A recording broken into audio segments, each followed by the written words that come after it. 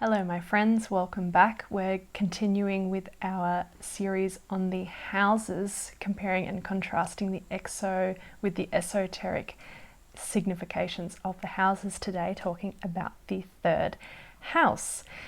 The traditional significations of the third house are a combination of short distance travel, siblings and immediate friendships, neighbours, neighbourhood, things in our immediate environment, and an extension of that being early childhood education. And we also see things like divination actually, and a little bit of some psychic activity in this house, which is a little hint to that is clarified in a deeper way with the esoteric signification of this house, which we'll get to shortly. But the emphasis on the third house here is one of movement, process, procedure, and of course communication. That was the other main big one with the third house. I've seen quite a few charts where there's a difficult or challenging planet in the third house, and that usually indicates some challenge with communication, whether that can be an actual stutter or a stammer, or even someone who's very clever and has a lot of great ideas, but there's something that gets lost in translation. So this relaying of information, and we can see that this here to here to here, whether that's communication or short distance travel or those immediate friendships, we're seeing this thing of immediate movement in the third house, and that is the hint at Gemini. Okay, now in my first video on the houses, I did touch on this more recent conversation about whether we should or should not associate the sign of the zodiac with the house, and I make the case in my video that there is an obvious relationship archetypally between the two, although it can get a little messy sometimes in terms of where people maybe blend them or separate out those meanings in a way that's incorrect. So I fleshed that out a little more in my first video, so just referencing that there. But coming back to this movement thing, activity, intelligence, communication, these are very Gemini themes here. In Hellenistic astrology, it is said that the moon has its joy in the third house. So let's think about the moon then in terms of it, one being the fastest moving celestial body relative to our position here, and again that speed of movement here, here, here, here, here.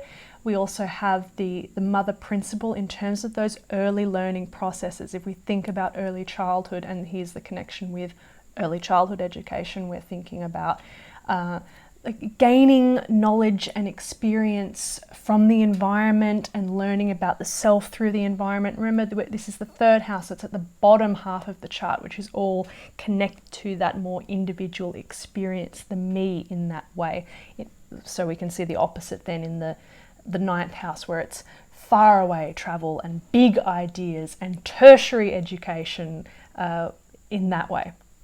So again, the moon in this third house having the joy just hints at that process of movement and receiving, that's a lunar quality, information and adapting information, processing information at a multitude of levels. A lot of our early childhood education is not just mental processes, let's say learning how to read and write and communicate, but it's all kinds of communication, subconscious, emotional.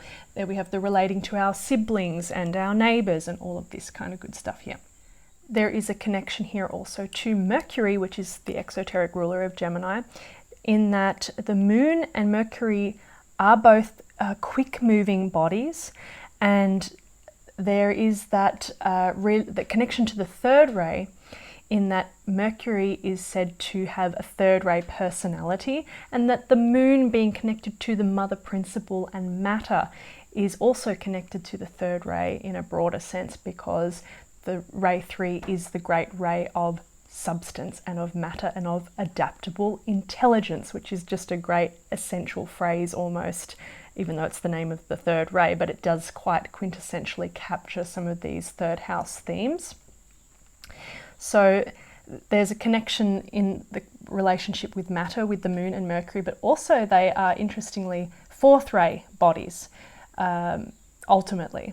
So it's just interesting in terms of the way in which there's a hint at the relating aspect. When it's the moon, it's the relating to all the different aspects of the multiple bodies, mental, emotional, physical. And with Mercury, esoterically, it's the relating with the higher and the lower self. So there's just bringing a few different connections here with this principle of relatedness and communication, and mapping the dots, and this sort of process and procedural movement that goes on in the third house, and these loose connections with the planetary bodies there. The esoteric significations of the third house, once again, we're taking that information that we see in the exoteric delineations, and we're extracting it to its most essential and most abstract level almost of articulation.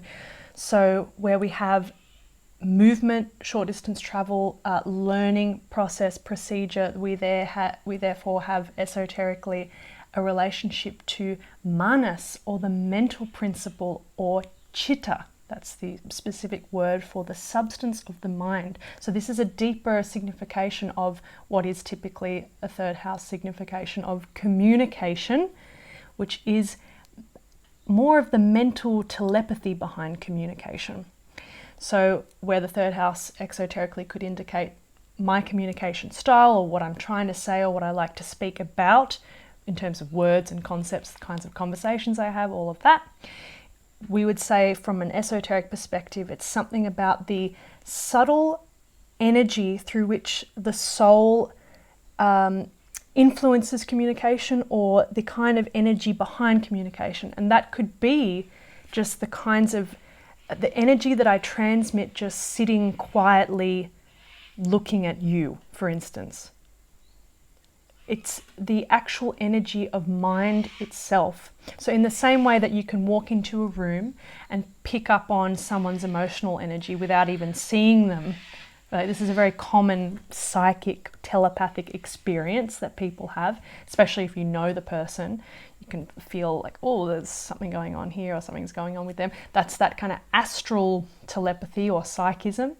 And at the mental level, it's a similar thing, but it's a more subtle level of energy, and this is manas, or the chitta, mind stuff, as is referred to in the works. So it's the actual subtle energy behind thought itself, and that is transmission, whether it's about words or, again, just the presence. And of course, from an esoteric perspective, if you've got all of those factors lined up, you could be communicating something in the exoteric sense, that is using words to articulate an idea, but imbuing those words with higher, subtler thought forms, or there's the hint at Venus there as the ajna center that's active and imbuing wisdom behind the words that are being communicated. And that can also happen just by virtue of someone transmitting something potently. That's the bejeweled bull, by the way. And perhaps I have a little bit of a bias in terms of what I'm describing there, because Leo rules my third house, which means that the sun is the ruler, and my sun is in Taurus in the 12th house. So just bearing that in mind. But it's still bodes to that idea of the transmission of information, but looking at that at a more subtle level, and seeing that you cannot be talking at all, and just when you walk into a room and make some kind of immediate contact with someone, just at an energetic level, we are transmitting all kinds of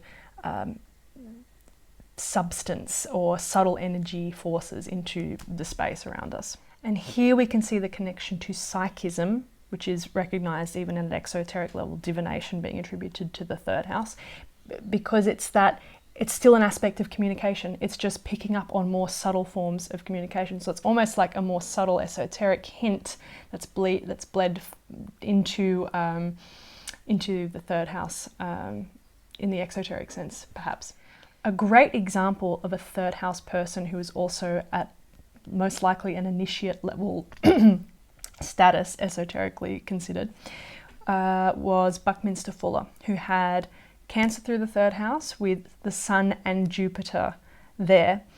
It's a little tricky because Cancer is a very psychic house, anyway, so it has that sensitivity to the mass impressions, and there's all kinds of wild stories about Buckminster Fuller, one being that he was giving a talk, a big presentation once. It was a room full of people, so full and large that you couldn't see the people at the back of the room, and Bucky was talking and he stopped all of a sudden and he said, someone needs help at the back of the room there. And as it turned out, some guy was having a seizure or a heart attack or something. But just that, picking up on that, all that immediate environmental information. So here there's the short distance travel, connectedness, the relating to the environment type of thing here again. Okay, so that's just a cool example. And there's lots of different interesting stories with him having things like that and picking up on all kinds of impressions. And he's also a good example, coming back to a more general signification, moving away from the psychic element of the third house, of this emphasis on process and procedure. He was a polymath, and I think this third house placement is really is the sign of the polymath. Yes, the ninth house is all about expertise and big level education and all of this, but the third house has that again, that almost that lunar quality or the mercurial quality of like really that skill set or that adaptability, where we get the phrase when we refer to Gemini or someone being a mercurial kind of temperament. They can adapt and move in and out, and they just acquire that skill and this skill and that skill. So Buckminster Fuller is a good example of a polymath, and he, even in his language and his communication, he always spoke about the authenticity of one's process, and he spoke about children and the way that the education system treats children like empty-brained receptacles, rather than seeing that everyone has a unique pattern integrity essentially, and that if we play to that, then everyone's genius will be revealed. So he really emphasized this idea of the unique genius of everyone, but particularly with that flavor of the process of unfolding, the process of evolution. And that's again the relatedness of this third house thing of information gathering, of learning, of unfolding. It's the steps, this movement. So a really good example of a third house person there. And I've got a couple other points to mention, but I think we'll jump into Alan Oken's column list now, because I think he touches on them and we can flesh them out as we go through. So once again, starting off with reading the traditional signification and then comparing that with the soul-centered one for every point. So, traditional. 1, the rational mind and mental processes, soul-centered expression. Manas, mind, substance or energy, that's the chitta, and that, the energetic substance of the mental body, essentially. 2, communication, the spoken and written word, translating to mental telepathy and mental transference of energy, that communication thing I was talking about. 3, search for knowledge, soul-centered expression, the unfoldment of knowledge necessary to complete the journey on the mutable cross. So we almost saw a little bit of that implied with the Buckminster Fuller example, where he talked about everyone's unique process, and if we allow people to move in alignment with their own natural integrity, then this will reveal someone's genius. I mean, he's not using metaphysical language there, but you could almost translate that to the acknowledgement of the way in which someone becomes their best individualized or even solar self through those third house means. And that would relate here to knowing the steps that one must take to evolve and to progress and become, or something like that. 4, the process of relating with others. So this is siblings or immediate friendships, or neighborhood stuff. Esoteric, the way of developing the rainbow bridge and the relating of the higher and lower selves. So this really kind of marks the third house as being a significant indicator of where the learning or something about the unfolding of that connected process, or of the merging between these dual selves happening. A little bit like with Gemini, where you look to Gemini in the natal chart in an esoteric reading to indicate where that relating is going to happen. There's something about the third house which is going to colour or give some more specificity to that process, perhaps more of the immediate activity. Gemini would maybe indicate the overall theme, and then the third house might indicate, colour that with a bit more with specific activity when you look at the zodiac sign ruling the third house and looking at the esoteric planetary ruler and where that's placed relative to the third house. Okay, 5 short journeys, steps along the path. We kind of covered that before. And then here specifically brothers and sisters as number 6.